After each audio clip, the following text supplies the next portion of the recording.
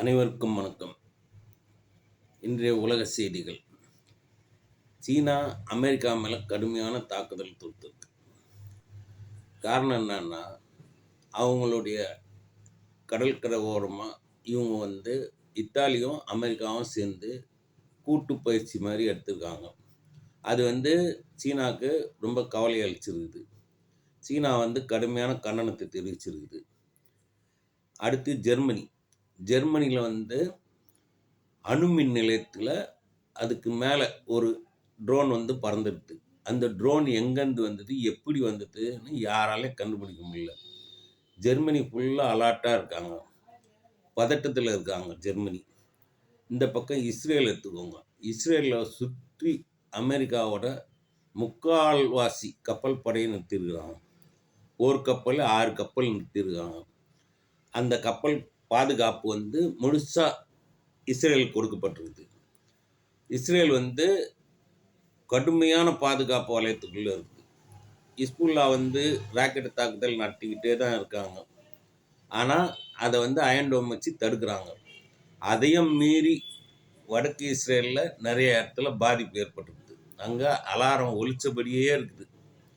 மக்கள் பங்கருக்குள்ளே தான் வாழ்க்கை நடத்துகிற வேண்டிய சூழ்நிலை வந்துடுச்சு. அடுத்து அமெரிக்கா தான். அமெரிக்கா மிடில் ஈஸ்டில் ஒரு அணு ஆயுத போரை தூண்டி விடுறாங்க அப்படின்னு சொல்லி இவங்க சீனா கடுமையாக கண்டனம் தெரிவிச்சிருக்கு. பின்லாந்து ரஷ்யாவோட எல்லையை பங்கு போடுற நாடு. அந்த நாட்டில் 5000 பேர் இராணுவ வீரர்களை எல்லையில் நிறுத்தி வச்சிருக்கிறாங்க. இது ரஷ்யாவுக்கு எதிராக போர் புரியறதுக்கா அப்படின்னு சொல்லி ஒரு தோற்றம் இருக்குது. அது எப்படின்னு தெரியல இன்னும். அடுத்து இவங்க தான், இஸ்ரேல் தான் தொடர்ச்சியாக காசா மேலே குண்டு போட்டுக்கிட்டே இருக்காங்க. காசா மக்களை இங்கே போங்க அங்கே போங்கன்றாங்க. 40 கிலோமீட்டர் தான் மொத்த இடமே காசாவில். 23 லட்சம் பேர் வாழ்கிறாங்க. இந்த 23 லட்சம் பேரில் கிட்டத்தட்ட ஒரு 50,000 பேருக்கு மேலே இறந்துட்டாங்க. இது அந்த மக்கள் வாழ்வாதாரம் இல்லாத பசி பட்டினியில் தவிக்கிறாங்க. தண்ணி இல்லை, உணவு இல்லை, வெளியேக்குள்ளே போகிறதுக்கு வசதி இல்லை. மக்கள் கக்கூசுக்கு போனனாலும் தண்ணி இல்லை, குடிக்கணுன்னாலும் தண்ணி இல்லை. உணவு வரும்னு உட்காந்துருக்குறாங்க. அந்த மக்களுடைய அவல நிலைமை ரொம்ப மோசமாக இருக்குது. அரபிங்க இந்த விஷயத்தில் எந்த விதமான நடவடிக்கையும் எடுக்கிறதில்ல. சவுதி அரேபியா கண்டிப்பாக அமெரிக்காவுக்கு ஆதரவு தெரிவிக்குது. துருக்கி வாயில் பேசுகிற வழியா ஒன்றுமே கிடையாது. ஜோர்டான், எகிப்து இதெல்லாம் இஸ்ரேலுக்கு மறைமுகமான ஆதரவை தான் கொடுக்குற வழியா காசா மக்களுக்கு எந்த விதத்திலையும் உதவி செய்யலை. அமெரிக்காவை எதுக்கிறோம், கண்டனம் தெரிவிக்கிறோன்னு சொல்கிறதோடு சரி, இப்படியே தான் அவங்க பண்ணிகிட்டு இருக்காங்க. இந்த காசா மக்களுடைய நிலைமை ரொம்ப மோசமாக இருக்குது. ரஷ்யாவுக்குள்ளே உக்ரைன் சுற்று போட்டிருக்கிறாங்க.